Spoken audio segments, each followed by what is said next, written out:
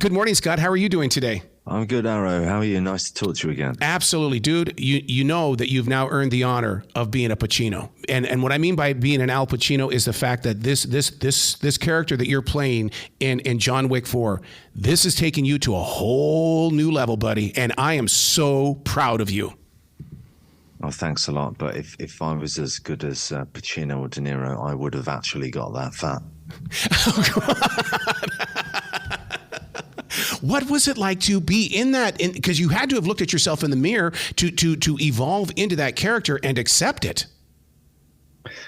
Well, this was the thing. I was doing another movie at the time, and I had to go and get my body and head scanned so that they could start creating the prosthetics. And I knew I was playing the part, and I had the script, so I started working on the voice and trying to find a way into the character through the voice.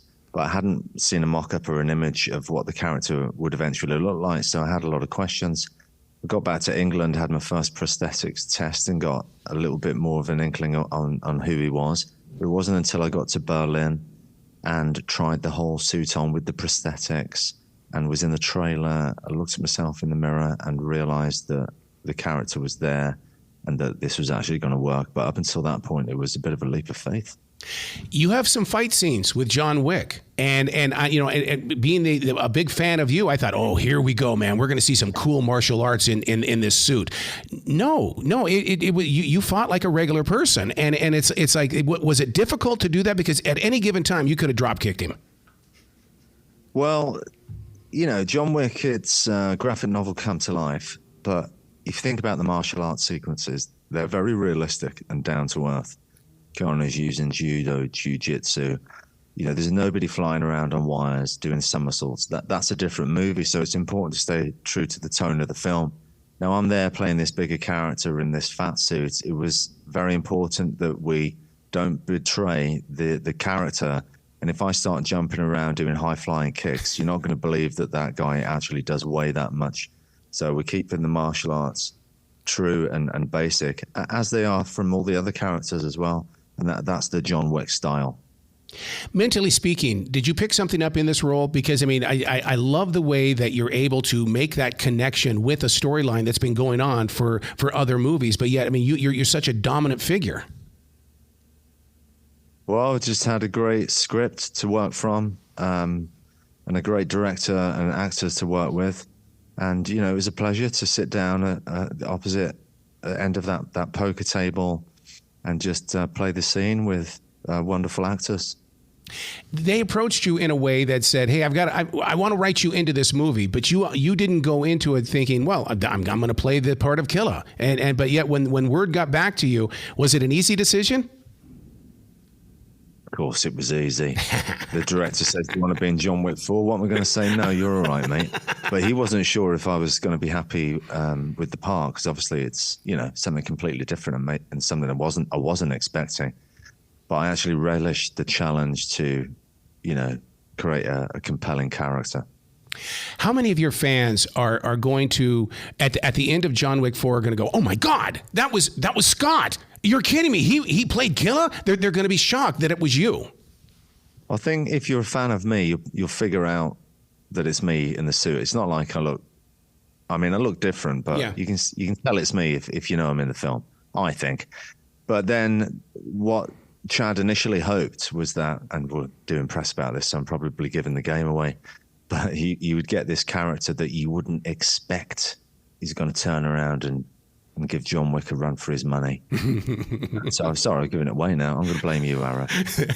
Dude, the critics are already talking about this movie. I talked with one last night that was talking about you. It's in the trailer, so it doesn't matter, does it? Yeah, that's right. So when you're a part of a major storyline like this, what's next for Scott Adkins? Because, it's like, I want more of your drama. I want more of, because now I know you're a serious actor.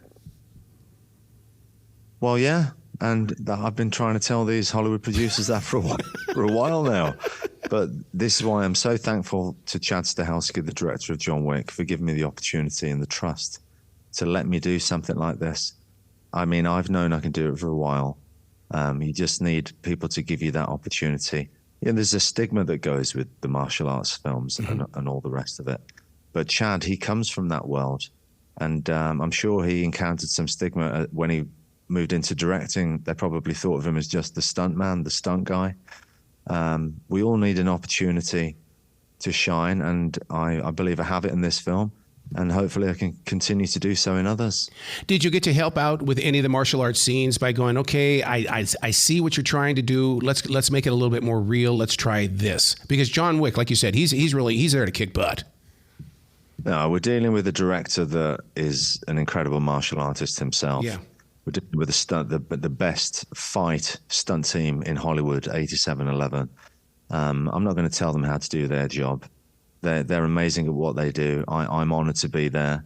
Of course, I have my own ideas and my own slant on things. And what surprised me is that we didn't actually choreograph my fight sequence until we arrived on set.